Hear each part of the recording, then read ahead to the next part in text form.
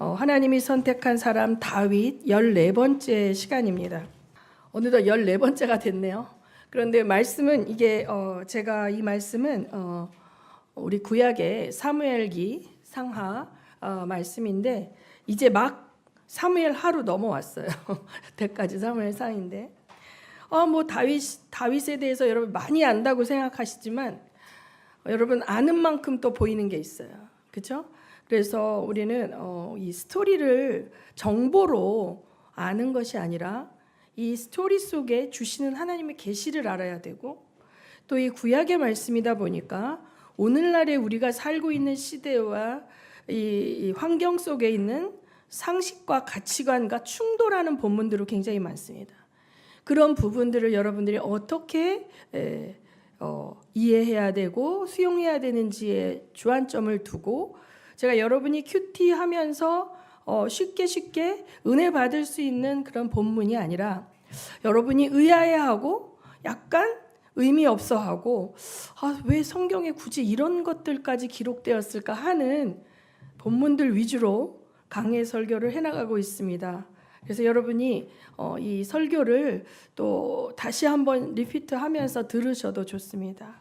그러실 줄 믿습니다. 자, 오늘 말씀은 사무엘하 5장 5절부터 12절까지 본문입니다. 다 같이 교독하시겠습니다. 제가 먼저 읽습니다. 그는 헤브론에서 7해 6달 동안 유다를 다스리고 예루살렘에서 33해 동안 온 이스라엘과 유다를 다스렸다.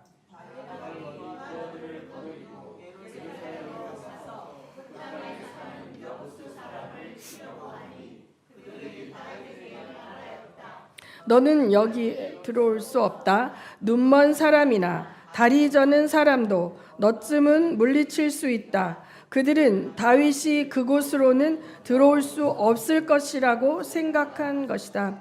그러나 다윗이 시온 산성을 점령하였으므로 그곳의 이름을 다윗성이라고 하였다.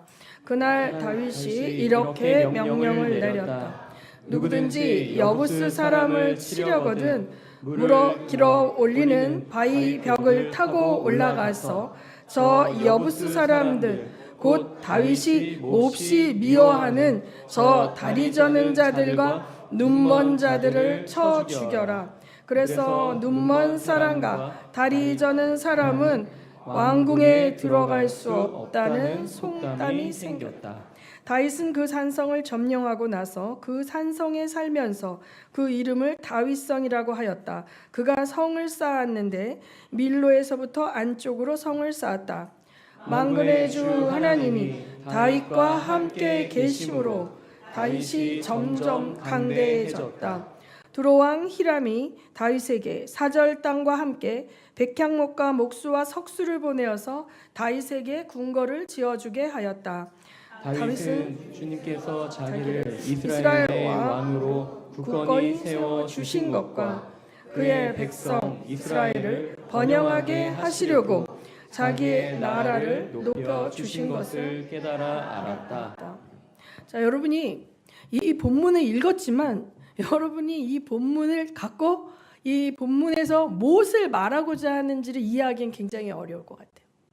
우선은 우리 현대의 가치로서 눈먼 자와 다리 머는 자들을 굉장히 비하하는 것 같은 본문이 들어가 있죠. 요새는 그렇게 장애가 있는 분들을 뭔가 격이 떨어지는 것처럼 취급하다가는 어떻게 해요? 우리는 상당히 몰상식하고 고양 없는 사람으로 취급을 받죠. 그리고 여기에 보면은 여부스라는 지명이 나옵니다. 죄송합니다. 제가 감기가 걸려서 기침이 자꾸 나와서 여부스라는 지명이 나오고 족속 이름이 나오는데 우리가 구약을 이렇게 읽다 보면 그 사람의 이름이 민족의 이름이 되고 민족의 이름이 그들이 사는 지역의 지명이 되는 케이스를 굉장히 많이 볼 수 있거든요. 그래서 이제 그런 것들 도대체 예루살렘은 어떻기에 헤브론에서 그냥 12지파를 다스리지 않고 굳이 예루살렘으로 올라갔을까? 이런 의문도 있고요. 그래서 이제 우리 오늘 설교 제목을 제가 어떻게 정했나 보십시다. 설교 제목 한번 읽어볼까요? 다윗은 왜 예루살렘으로 올라갔을까? 이게 제 작전이에요. 제가 제목에다가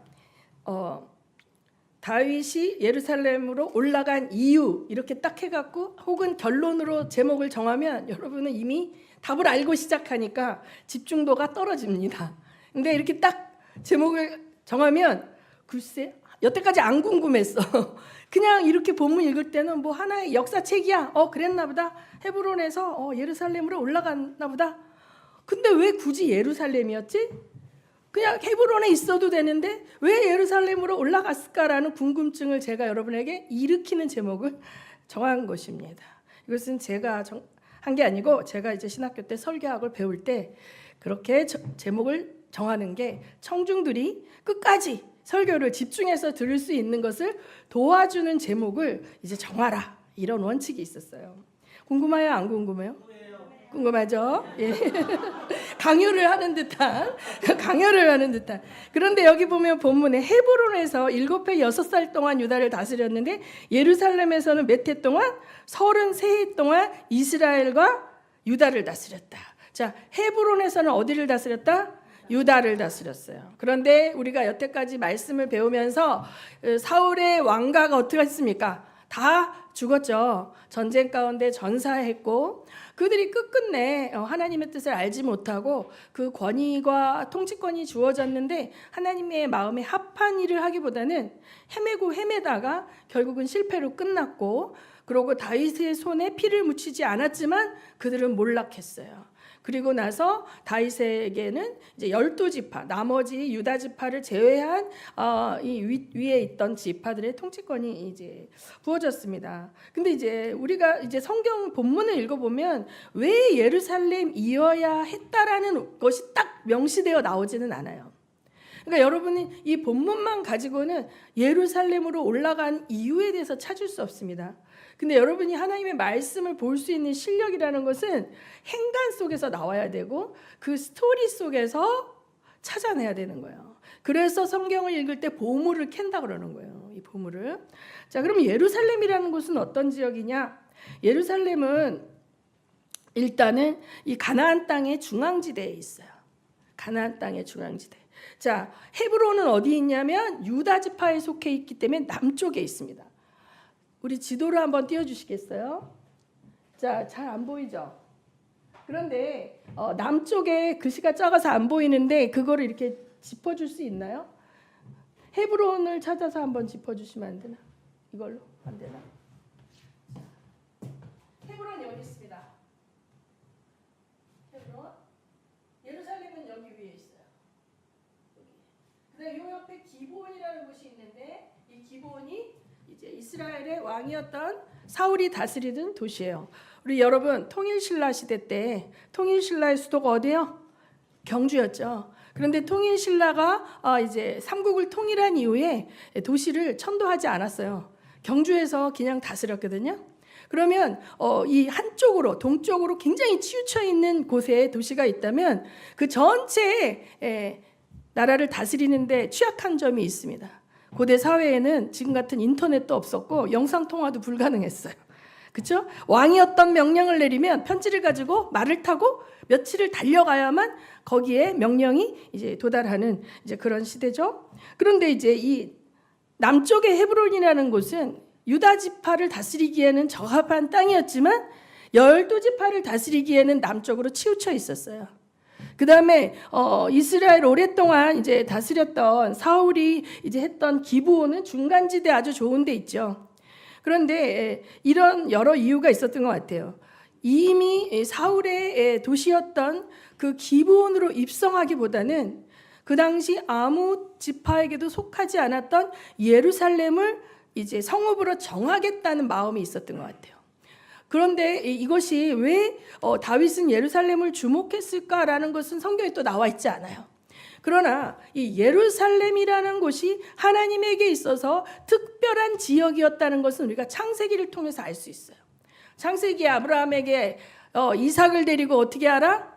내가 정하는 곳 그곳으로 가서 이삭을 번제로 드리라 그랬을 때 어디로 갔습니까? 헤브론에서 3일 길을 걸어서 모리아 땅으로 가서 모리아 산에서 이삭을 바쳤는데 그 모리아 산이 바로 예루살렘이에요. 여러분, 이삭은 뭐의 상징입니까? 예수 그리스도의 상징이죠. 네, 어린 양, 여호와 이레의 하나님, 하나님이 예비하신 어린 양이 그곳에서 죽었지만 이삭은 지은 죄도 없이 자기를 태울 장작을 지고 어디로 올라가? 모리아 산으로 올라갔어. 예수님이 십자가를 지고 어디로 올라가셨어요? 골고다로 올라가셨죠. 바로 그곳이 예루살렘이에요. 그러니까 하나님의 마음에는 이제 우리 신명기에 보면 때가 되면 내가 정한 한 곳 그곳으로 가서 너희가 내가 정한 절기를 지켜라라는 말씀이 있는데 그 내가 정한 한 곳이라는 것을 모세는 어딘지 몰랐을 수 있어요. 모세는 모르고 기록했을 수 있지만 때가 되면 어떤 한 곳 하나님이 정한 그 한 곳에 하나님의 성전이 세워지고 그곳에서 하나님이 받으시는 예배를 제사를 드리는 일이 생길 것이다. 그것에 대한 모형적인 예표로 창세기에 이삭은 모리아산으로 가야만 됐던 것이에요. 이 정도까지의 그 계시를 다윗이 알았는지 몰랐는지는 저는 모르겠습니다. 나중에 천국 가면 다윗한테 한번 물어봅시다. 그러나 다윗은 전략적 차원에서도 자, 예루살렘은 그 당시 유다 지파에게도 베냐민 지파에게도 속하지 않은 채로 남아 있었어요. 제가 자료를 찾아보면 어떤 자료에는 뭐 유다 지파의 소속이었다로 어떤 지파는 베냐민 지파의 소속이었다고 하는데 그 당시는 유다 지파도 베냐민 지파도 그곳을 자기의 땅으로 차지하지 못하고 있었어요. 여호수아기 때 일시적으로 그 예루살렘 땅이 정복이 되어졌었어요. 그러나 어떻게 곧 다시 여부스 족속이 그 땅을 차지하게 되었어요. 여부스 족속이. 그래서 그때까지 다윗이 즉위할 때까지 여부스 족속이 차지한 예루살렘은 예루살렘에 거주하는 그 여부스 족속의 땅인 것 같이 되어 있었던 것이에요. 하나님께서는 이스라엘 12지파에게 기업으로 가나안 땅을 허락해 주셨죠. 하나님께서 이스라엘 12지파에게 가나안 땅을 허락해 주셨기 때문에 법적인 통치권은 소유권은 누가 갖고 있어야 돼요? 이스라엘이 갖고 있어야 돼요. 근데 실제적인 지배권은 누가 갖고 있었다? 여부스 족속이 갖고 있었다. 여기에도 의해서 굉장히 많은 또 영적인 의미가 있습니다. 여러분, 하나님이 우리에게 하늘과 땅의 모든 권세를 가지신 예수 그리스도의 이름을 주셨죠. 또 우리는 열방을 기업으로 받은 자들이거든요. 그런데 이스라엘 12지파처럼 합법적인 권세와 지위를 우리가 받았어도 그것의 실제적인 소유권을 갖기 위해서는 전쟁을 통해 그 땅을 어떻게 해요? 취해야 되는 것입니다. 취해야 되는 것이에요. 그래서 여호수아기 때 전쟁이 나오죠. 여러 지파들이 나가서 어떻게 합니까? 가나안 땅을 전쟁을 통해서 취합니다. 그 땅이 텅텅 비어서 거저 주어지는 것이 아니에요. 기도의 씨름을 통해서 영적 전쟁을 통해서 하나님께서 우리에게 주신 것들을 내 것으로 만드는 수고가 있어야 되는 걸 여러분 잊지 마시기 바라요. 그냥 감나무 밑에서 입 벌리기 있다고 딱 떨어진다고 주어지는 것이 아닙니다. 제가 구약의 사사기를 강의할 때 이제 이 자기의 땅을 하나님이 주신 기업으로 차지한 그 땅을 너무 힘들다고 난 싸우기 싫어하고 북쪽으로 올라간 지파가 있었으니 그게 단 지파였거든요. 그 단 지파가 포기한 그 땅 때문에 항상 블레셋이 그곳으로 쳐들어오는 거예요. 내가 나에게 주신 기업을 포기하면 그걸 누가 차지합니까? 악한 원수가 자기 것처럼 차지하는 거예요. 그런데 자, 사사기가 지나고 사사기 말기에 사무엘을 통해서 왕국이 시작이 되어져서 사울 왕이 기름을 붓고 이스라엘의 왕이 되죠. 사울 왕이 몇 년을 통치했습니까? 40년. 그 다음에 지금 여기 다윗이 예루살렘을 치러 올라갈 때 아까 뭐라 그래요? 헤브론에서 7년 6개월을 다스렸어요. 그러면 근 50년 동안 예루살렘이 어떻게 되어 있었다? 비어 있었던 게 아니라 이스라엘 소유임에도 불구하고 여부스 족속이 불법 점령하고 있었다는 거예요. 그런데 사울의 도성 기브아에서 이 예루살렘은 6.4km밖에 안 떨어져 있어요. 굉장히 지근 거리에 있었어요. 그런데 사울은 이 예루살렘을 치지 않았어요. 왜 안 쳤을까요? 왜 안 쳤을까요? 궁금하시죠? 자, 예루살렘의 지형에 비밀이 있습니다. 예루살렘은 해발 고도가 760m예요. 그래서 산성이라고 표현돼 있어요. 근데 여기 사해가 나오죠? 사해가 있고 사해를 따라 북쪽으로 쭉 올라가는 게 요단강이에요. 요단강. 근데 이 요단강과 사해에서 이 예루살렘 쪽으로 올라가는 곳은 엄청나게 가파른 골짜기예요. 사해의 해발 고도가 마이너스 420m예요. 그러니까 해수면보다 420m나 밑에 내려가 있대요. 지구상에서 가장 낮은 육지라 그래요. 사해가. 그러면 이쪽에서 굉장히 좁은 면적 가운데 해발 고도 420m고 그 사해의 바닥과 같은 정도의 높이, 조금 높은 높이의 요단강을 따라 이 중앙의 예루살렘에 있는 산악지대는 급경사지대예요. 급경사. 자, 760에서 420을 더해 보세요. 1200이 가까운 정도의 이 고도 차이가 나는데 면적은 굉장히 좁기 때문에 굉장히 가파른 산성으로 올라가야 돼요. 예루살렘이라는 곳은 사방이 그렇게 가파른 산으로 둘러싸여 있는 천연의 요새였어요. 천연의 요새였다. 그래서 이 지리적으로 이 수도를 삼기에도 적들이 함락하기가 굉장히 어려운 요새니까 메리트가 있을까요, 없을까요? 있어요. 그런데 문제는 뭐냐면 이 예루살렘 안에 식수를 해결할 만한 강이 없다는 거예요. 그래서 이 오른쪽 동쪽 골짜기 쪽에 있는 기혼샘에서 물길을 끌어들여서 수로를 타고 예루살렘으로 들어와야만 예루살렘 거주민들이 먹고 살 수 있는 식수와 생활용수가 해결이 되는 거예요. 그리고 이제 이 예루살렘이 그렇게 난공불락의 성이었기 때문에 사울은 굳이 여기를 쳤다가 실패하게 되면 자기의 명성에 흠이 가니까 외부에 치기 쉬운 아말렉이나 블레셋이나 외부의 적들과는 전쟁을 하면서 많이 이기지만 굳이 자기들한테 해를 주지 않고 그 땅을 그렇게 알박게 하고 차지하고 있는 여부수 족속을 건드리지 않고 묵인한 거예요. 무려 몇 년 동안? 40여 년 통치 기간 동안. 그런데 다윗은 딱 즉위하자마자 이 여부수족을 쳐야 되겠다라는 생각을 하게 된 거죠. 그 생각이 하나님께 묻고 왔는지 어쩌는지는 기록되어 있지 않지만 이것은 큰 틀에서 당연한 일이에요. 왜? 그 땅은 누구 땅이야? 이스라엘 민족에게 하나님이 기업으로 주신 땅이야. 그런데 조폭들이 들어와서 불법 점령해서 살더니 나중에는 뭐라래? 자기가 주인이라고 그러고 거기를 치러 오는 자들을 조롱하고 있는 거예요. 여기에서 나오는 이제 그런 어떤 장애인 비하 같은 발언은 제가 나중에 설명해 드리겠습니다. 그래서 이 당시에 여기에 살고 있는 여부수 족속들은 이 생활용수와 이 식수를 해결하기 위해서 기온샘에서부터 지하에 수로를 팠어요. 근데 그 지하 수로는 겉으로 보이지 않게 지하로 숨어서 들어가는 거죠. 그러고서 어떻게 해요?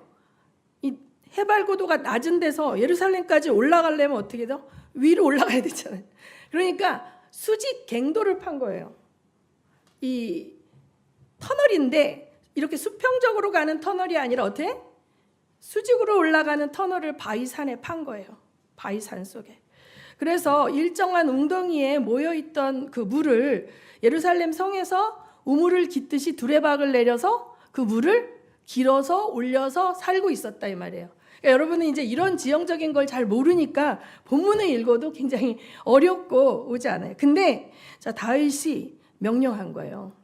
그 수직 벽을 타고 올라가라는 거죠. 그리고 거기는 사실은 아무도 올 수 없고 그 밖에서 볼 때는 지하수로가 어디로 가는지도 잘 모르고 있었기 때문에 이들은 거길 잘 지킬 필요가 없어요. 그리고 오히려 노출되어져 있는 성벽의 문이나 벽을 지키고 있었죠. 그런데 다윗은 요압에게 명령해서, 요압은 누구예요? 군대 장관이죠. 그 군대 장관에게 명령해서 이 물길이 어디를 통해서 예루살렘으로 들어가는지 수로를 찾아라라고 명령을 했고 다윗의 명령에 의해서 요압 군대와 그 요압 장군과 그 군대는 수로를 찾은 거예요. 근데 수로를 찾았는데 이제 그 산성으로 올라가는 그 수직 갱도는 어떻게 돼요? 90도. 그렇기 때문에 어떻게 해요? 그 벽을 타고 올라가야 되는 거죠. 그러니까 거기는 아무나 올라갈 수 없을 만큼 난공불락인 거죠. 그런 곳을 이제 다윗의 군대 정예 부대는 어떻게 해요? 타고 올라가서 성 안으로 진입한 다음에 지키던 병사 몇 명을 죽이고 성문을 열면 어떻게 합니까? 군대가 들어와서 너무 쉽게 함락한 거예요. 아무도 손대지 못했고 사울이 40년 동안 묵인하고 저 없다 치고 다른 데 가서 공을 세우고 승전비를 세우고 다니던 그 사울이 눈 감고 없다 치고 묵인하고 있던 그 여부스 성을 이제 다윗이 이렇게 수로를 타고 올라가서 그 우물의 벽을 기어 올라가서 어떻게 해요? 이겼어요. 여기 보면 뭐라 그래요? 뭐라 그러냐면 바위벽을 타고 올라가서 8절에 그렇죠? 물을 길어 올리는 바위벽을 타고 올라가서 저 여부스 사람들 곧 다윗이 몹시 미워하는 저 다리 저는 자들과 눈먼 자들을 쳐 죽여라. 이 눈먼 자들과 다리 저는 사람은 사실은 이들의 교만한 가운데 전투에 가장 취약한 장애인들을 들어서 다윗을 조롱한 거죠. 너희들이 우리를 쳐러 올 수 있어?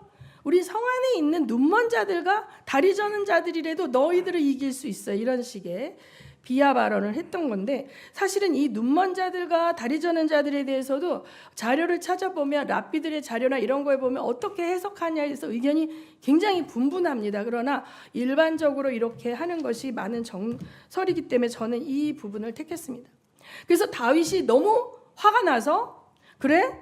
눈먼 자들과 다리 저는 사람들도 나를 이길 수 있다고? 한번 해보자 라고 했는데 올라가니까 정말 그들이 싸움에 취약해. 그 산성 속에 숨어서 큰 소리는 쳤지만 전투를 해본 경험도 사실 별로 없고 그 천연의 요새 속에서 자기들이 교만해져 있었던 거죠. 그래서 다윗 군대 앞에 완전히 무너진 것입니다. 자, 그래서 이제 다시 한번 첫 번째 설교 제목의 부분들을 리마인드 시켜보면 다윗은 어려움을 무릅쓰고 여부스족이 주인 행세하고 있던 예루살렘 성을 빼앗은 그 목적, 다윗의 동기는 우리가 알 수 없지만 그가 어떻게 말하고 있는 본문이 나와 있지 않지만 전체적인 구약의 맥락 속에서 예루살렘 성은 하나님의 마음이 있는 곳이었어요. 하나님이 마음 가운데 정한 곳이었어요. 그것을 다윗에게 하나님이 알려주셨는지 아닌지는 우리가 알 수 없지만 다윗은 뭐라 그래? 예수님, 하나님이 내 마음에 합한 자다. 그래서 하나님이 예루살렘 성을 다윗의 통치 성으로 주셨다는 확신이 있었기 때문에 그것을 했던 것입니다. 그래서 하나님이 주신 언약의 땅 가운데 능히 취할 수 있음에도 불구하고 여러저러 이유를 들어서 직무유기하고 그냥 적에게 점령당한 채 내버려뒀던 것, 이것은 하나님의 언약 백성의 그 마땅히 해야 할 행동이 아닌 것이죠. 취해야 하는 것이죠. 그래서 어려움을 무릅쓰고 순종하는 마음으로 취했다고 저는 봅니다. 아멘. 두 번째는 이 땅은 아까도 얘기했지만 유다 지파에 속한 땅도 아니고 이스라엘의 그 사울의 다스리던 지역의 베냐민 지파에 속한 땅도 아니고 어디에도 속하지 않은 채로 남겨져 있던 땅이에요. 새로운 시즌, 다윗의 통일 왕국을 시작하기에 합당한 땅이에요. 이게 복속 통일되었다라고 생각이 되어지면 복속당한 자들 안에는 어떤 복수심이나 이런 부분이 나오거든요. 그래서 다윗이 애를 썼던 것은 부숴야 할 악에 대해서는 남김없이 처단하지만 함께 연합해야 하는 자들에게 대해서는 어떻게 해요? 끊임없이 권위와 자비를 인정하는 다윗의 모습을 우리가 여태까지 봐왔지 않습니까? 사울의 왕가와 그 사울을 죽인 자에 대해서 다윗이 응징하는 부분은 네가 하나님의 기름 부은 자를 함부로 하느냐 이렇게 하죠. 그래서 이제 어디에도 속하지 않았고 이스라엘 12지파가 정복당했다는 느낌이 아니라 다시 연합하여 새 시즌을 열었다라는 그러한 마음으로 통일왕국을 시작할 수 있는 성읍을 찾았다. 그것은 과거의 유다의 땅도 아니었고 베냐민의 땅도 아닌 곳이 바로 예루살렘이었다. 그런데 이곳은 굉장히 어려운 지역이었기 때문에 오랫동안 이길 수 없었던 그 적을 처리해야만 하는 전쟁이 남아 있었는데 다윗은 용맹함은 있었어요. 그런데 하나님이 주시는 지혜와 전략을 받았다고 봅니다. 그 수로를 타고 이 산성 앞에서 정면으로 싸웠다면 언제 끝날지 모르고 엄청나게 불리한 싸움이죠. 그런데 하나님이 주신 지혜로 전략을 가지고 그 수로를 타고 올라가서 그 우물을 벽을 수직으로 있는 그 벽을 타고 올라가서 함락시켰어요. 그래서 12지파 모두에게 다윗은 12지파를 다스릴 능력이 충분한 자다. 이 예루살렘을 함락하는 사울이 40년 동안 방치해뒀고 묵인했던 그 예루살렘을 함락하는 사건을 통해서 12지파는 다윗의 리더십을 인정할 수 있겠죠. 인정할 수밖에 없는 그러한 일들이 있었어요. 다윗은 하나님과 함께하는 동역자였습니다. 그래서 내가 잘났다. 나는 유다 지파니까 그동안 우리한테 반기를 드렸던 베냐민 지파 다 죽여버리자. 이러지 않았다는 거죠. 우리 사사기 때 사사들이 어떻게 했습니까? 베냐민 지파 다 죽여버리잖아요. 그래서 자기들끼리 물고 뜯고 싸우잖아요. 그런데 다윗은 연합하기 위해서 이렇게 했다는 것입니다. 여기까지 이제 듣고 다시 여러분이 집에 가서 본문을 읽어보면 여태까지 읽었던 여러분이 그냥 혼자 통독할 때 읽었을 때는 몰랐던 것들이 보이기 시작하는 것이에요. 그냥 다윗이 예루살렘을 쳤나 보다가 아니라 왜 예루살렘이어야만 했으며 그 예루살렘을 치고 순종한 그 다윗을 하나님 왜 기뻐하셨으며 왜 다윗 때는 그렇게 연합이 되어질 수 있었는지를 여러분이 알게 되는 거예요. 자, 그러면 이것을 이제 지금 우리가 그냥 아는 것으로 끝나면 안 되고 적용해야 되겠죠. 저는 이걸 갖고 기도하면서 두 가지 적용점을 찾고 기도하기 원합니다. 오후에도 기도할 것입니다. 먼저 지금 우리 대한민국을 위해서 기도하기 원합니다. 대한민국은 남과 북이 갈라지는 것도 모자라서 동과 서가 갈라지고 계층이 갈라지고 지금 사분오열되어 있거든요. 그런데 제가 누차 얘기했지만 이 한반도, 이 대한민국은 하나님이 특별히 선택하시고 만드신 나라예요. 이 나라는 애국가 속에 찬송이 들어있죠. 동해물과 백두산이 어떻게 해요? 마르고 닳도록 누가 보호하신대요? 하나님이 보호하신대요. 그것은 이 세상 종말까지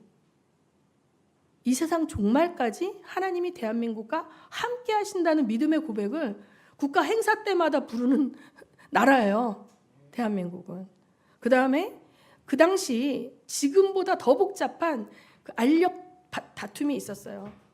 중국 공산당에 기반을 두고 독립운동을 했던 세력이 있었고 남한 내에서 자생적으로 생겨났던 공산주의 사상을 가진 남노당 계열의 이제 세력들이 있었고 또 일찍 일본으로 유학 가서 서양 문물을 접한 개화파들의 라인이 있었고 미국에 간 선교사님들과의 연맥을 통해서 미국에 가서 자유민주주의의 체제를 보고 온 그런 라인이 있었고 엄청난 라인이 이 나라를 서로 다 사랑하기 때문에 이 방법이 맞다라고 각축하고 싸우고 있던 시대였습니다. 그런데 하나님이 자유민주주의 사상을 갖고 선교사들에 의해서 교육받아지고 한성부 감옥에 들어가서 성령 하나님 체험을 한 이승만을 초대 대통령으로 픽하셨어요. 사실 이 사람은 국내에 기반이 없었어요. 오히려 남노당의 박헌영이라든지 또 중국에서 활동했던 김구 같은 이런 분들 굉장히 국민들이 존경했던 조만식 선생님이라든지 엄청나게 많은 기라성 같은 독립운동자가 있었거든요.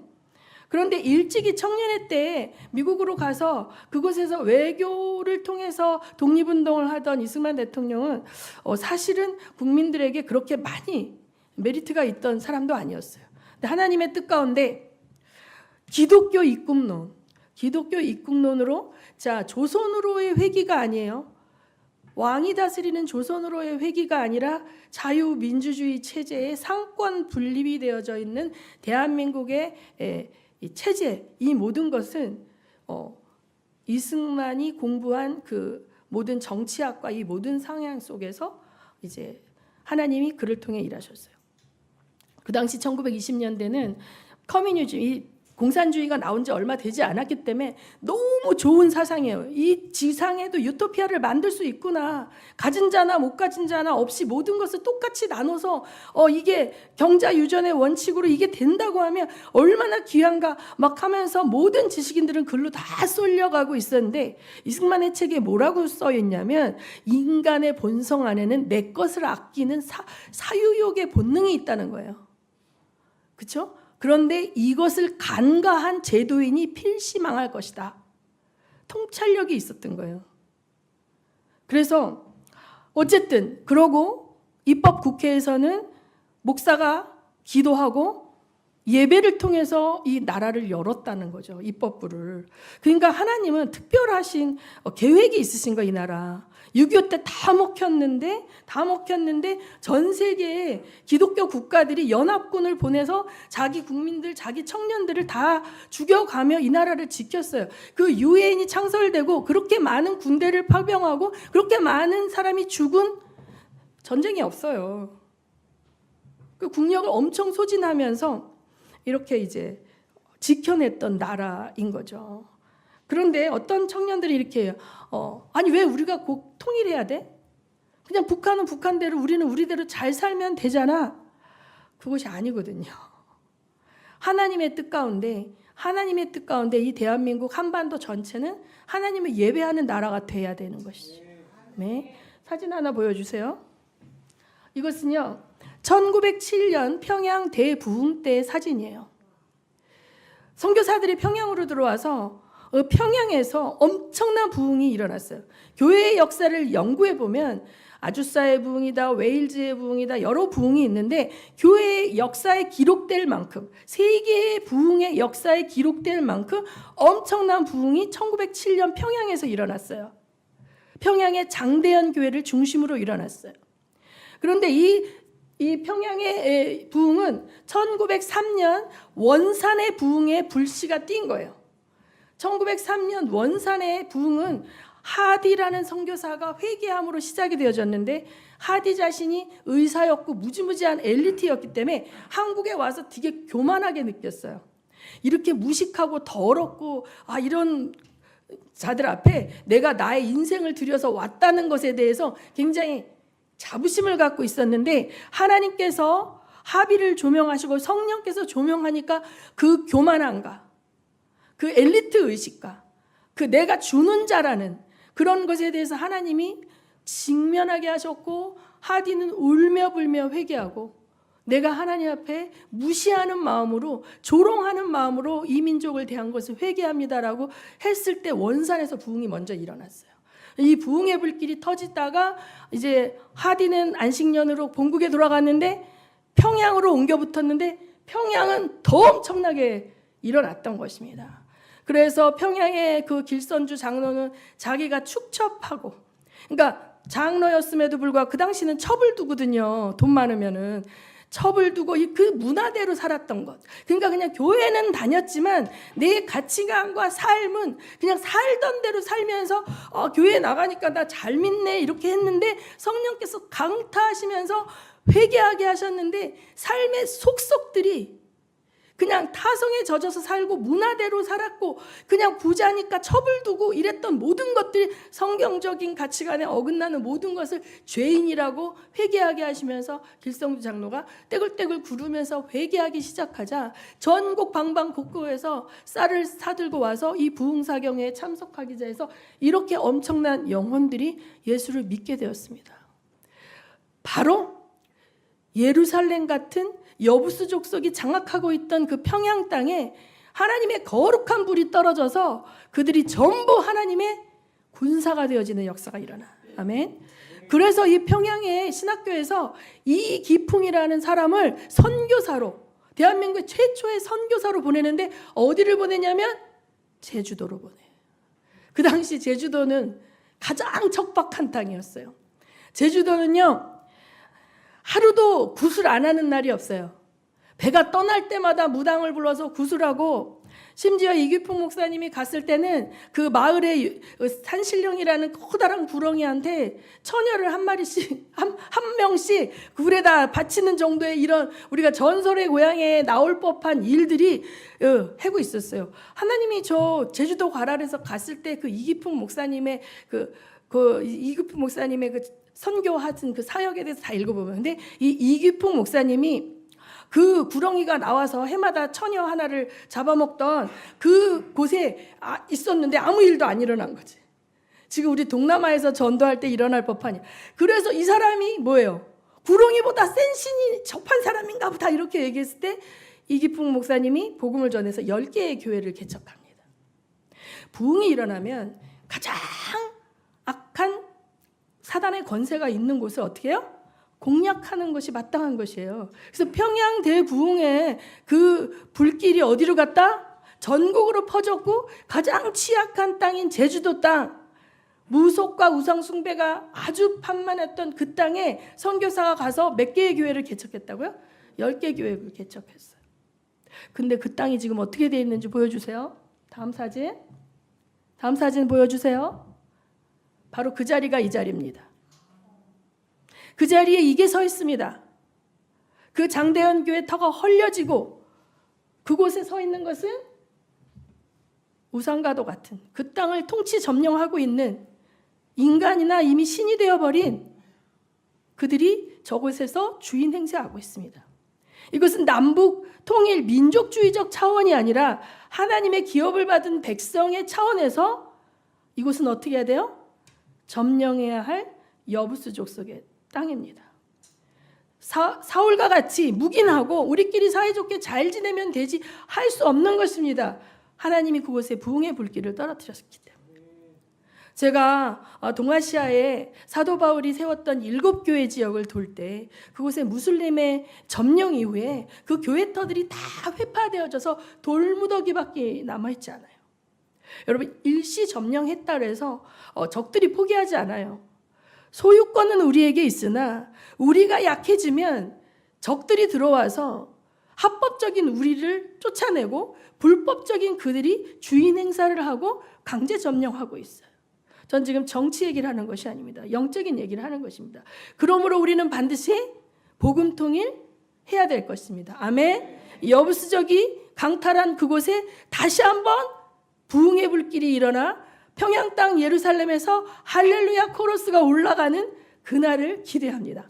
과거에 모퉁이 돌 선교회 그 회장님인 그 이상 목사님은 자기의 소망은 평양 땅의 할렐루야 코러스 성가대가 서서 부활절 찬양을 올려드리는 것이다. 그러기 위해서는 뭐예요?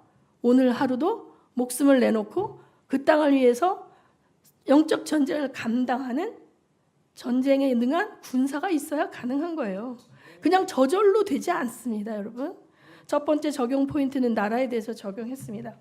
두 번째 적용 포인트는 개인입니다. 우리는 하나님의 기업이에요, 이미. 내 몸과 나에게 주어진 인생, 내 지성, 내 물질, 나의 인간관계, 이 모든 것 안에서 하나님이 일하십니다. 이 안에 여부스 족속이 점령한 곳이 없는가를 살펴봐야 돼. 나는 원래 그렇게 태어났으니까 그렇게 살다 죽을 거야. 이것은 그냥 당연히 나의 타고난 본성이야 라고 포기하고 그냥 내어주는 곳이 없는지 한번 돌아보시기 바랍니다.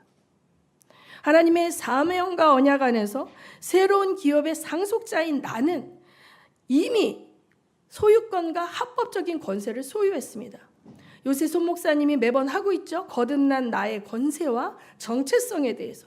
그런데 우리가 살아가면서 매번 불법 점령한 여부스족 속에 의해서 그들의 그 전쟁을 치르지 않고 그들과 적당히 타협하게 살게 되면 우리 보지 않습니까? 하나님을 믿는 사람인데도 예배에서 미끄러져 나가고 돌아오지 않고 더더더더 밑으로 내려가고 예배가 없는 삶을 살게 되고 세상에 종노릇하면서 살게 되고 포로되어 살게 되다가 나중에는 구원까지 희미해지는 그러한 일들이 생겨나는 것이죠. 그래서 우리는 내가 가장 약한 곳, 가장 치열한 영적 전쟁을 치러야 하는 곳을 묵인하고 있다면 그곳이 암세포처럼 나를 제한하는 곳이 될 것입니다. 그런데 그곳에서 여러분이 승리하시면 그곳에서 새로운 사명이 시작되어지는 줄 믿으시기 바랍니다. 제 간증을 잠깐 하자면 저는 이제 역사를 전공했죠, 대학에서. 그런데 1학년 때 교사 교직 과목을 들었어요. 그 당시 교사는 제가 하고 싶지 않았지만 보험 드는 기분으로 했으니까. 근데 아무나 할 수 있지 않았어요. 성적이 좋아야 했어요. 1학년 1학기 성적이 좋아야 교직 과목을 학점이 어느 정도 이상이 돼야만 신청할 수 있었는데 신청했는데 제가 뽑혔어요. 그래서 우리 과가 꽤 몇십 명이 됐는데 한 8명 정도가 교직 과목 들을 수 있었는데 제가 그걸 듣고 교직 과목을 들으면서 발달심리, 교육심리 하면서 교육학을 이제 부전공처럼 많은 학점을 들으면서 이수했어요. 그리고 저는 자랄 때 부모님이 과외나 이런 사교육을 시켜주지 않았고 네가 공부해서 가면 보내고 안 그러면 안 보낸다 그랬기 때문에 소위 요새 말하는 자기주도 학습에 능한 사람이에요. 그래서 제가 제일 자신이 있었던 것, 내가 자식이 태어났을 때 내 자식들을 내가 공부를 잘 시키고 제가 소위 말하는 스카이로 인도할 수 있는 멘토를 잘할 수 있다고 자신 만만했죠. 근데 어떻게 됐어요? 개박살났죠. 아들이 그냥 고등학교 때 그냥 연필 꺾고 나 이딴 거 안 해 하고 방에 처박혀서 학교도 안 가고 막 이렇게 완전히 무너지니까 안 먹히는 거죠. 그러니까 나와 우리 아이가 다른 인격이에요. 나와 우리 아이가 다른 기질이에요. 나한테 방법이 얘한테 맞지 않아요. 근데 나는 내가 성공했고 내가 열매를 거뒀으니까 내가 정답이라고 하고 이대로만 하면 돼 하면서 아이들을 몰아붙이는데 어렸을 때는 엄마 말 듣다가 사춘기 이후가 되니까 듣다 참다 때려쳐버리게 된 거죠. 자, 그렇게 되면서 저는 완전히 총체적 실패한 인생이라고 생각했고 정말 무너졌는데 그때 하나님께 매달리게 되더라고요. 그때 해가 뜨면 해가 질 때까지 숨 쉬면서 기도하는 게 뭔지를 배웠어요. 호흡하듯이 기도하는 게. 그래서 여러분 하나님께서 저를 인도하셔서 제가 상담을 공부하게 되고 가족 상담을 공부하게 되고 급기야 신학을 공부하게 되고 이렇게 영혼들을 세우는 일을 하는 사명자로 하나님께서 저를 하나님의 작전이었죠. 저만 몰랐던 거죠. 근데 자 그래서 지금도 여전히 저는 누구를 보내시냐면 그 무너지고 방황하는 청소년들 지금도 우리 교회 아니지만 밖에 있는 그 일진 세자매, 일진 3명 중2가 무서워서 못 쳐들어온다면서요. 그 중2 아이들 무서운 일진 3명과 이 아이들을 내 자식이니까 내 맘대로 했던 그 엄마들을 양육하고 있습니다. 실패한 엄마들, 교만한 엄마들, 오만한 엄마들. 이 자녀는 내 자녀가 아니라 하나님이 나한테 맡긴 자녀이기 때문에 나는 청지기에 불과하다라고 이렇게 알아야 되는데 그런 성경적 가치관이 없고 교회를 아무리 다니고 집 사고 뭐고 해도 넌 세상에 나가서 변호사 돼야 돼, 의사 돼야 돼. 그 엄마가 회개하고 나니까 그 딸이 엄마 나 의사 안 돼도 나 사랑할 거야. 그동안 얼마나 의사 되라 얘기했습니다.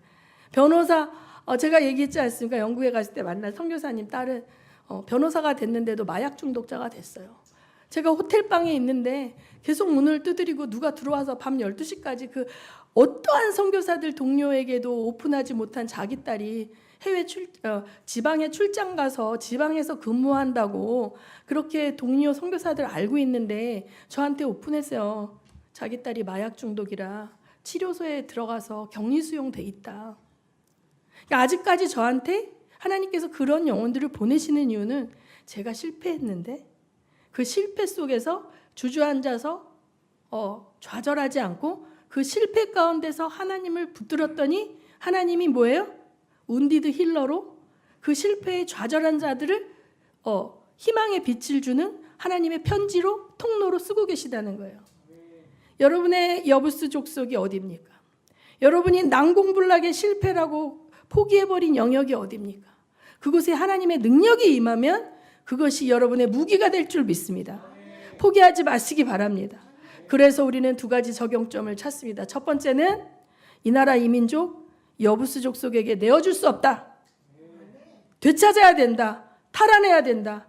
하나님의 예배가 올려지는 평양의 예루살렘이 다시 성취되는 그날을 기대하기 원합니다. 두 번째, 내 안에 있는 여부스 족속들 묵인하고 그냥 같이 적당히 타협하고 살아가지 마시고 쫓아내시기 바랍니다. 이겨내시기 바랍니다. 실패의 그 자리에서 승리하시기 바랍니다. 이 시간에 우리 기도하시겠습니다.